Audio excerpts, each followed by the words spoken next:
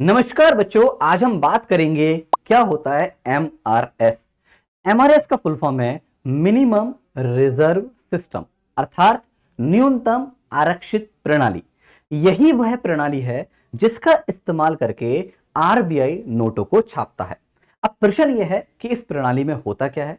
तो इस प्रणाली के तहत आरबीआई को 200 करोड़ का रिजर्व मेंटेन करना पड़ता है।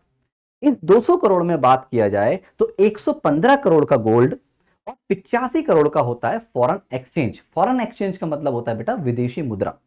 यानी कि अगर बात करें आरबीआई ने दोनों को मिलाकर 115 करोड़ का गोल्ड और 85 करोड़ का फॉरेक्स मिलाकर अगर 200 करोड़ मेंटेन कर लिया तो इसका मतलब है कि आरबीआई नोट छाप सकता है देश की अर्थव्यवस्था के अनुसार।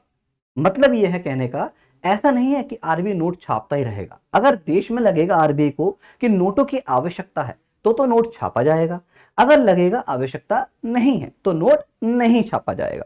लेकिन मान लीजिए अगर ऐसा हो जाए कि देश में नोटों की आवश्यकता है, लेकिन अगर आरबीआई इन दोनों को मिलाकर 200 करोड़ मेंटेन नहीं कर पाता तो याद रखना बेटा, अब आरबीआई के हाथ बंधे हुए हैं। वो चाहते हुए भी नोटों को प्रिंट नहीं कर सकता।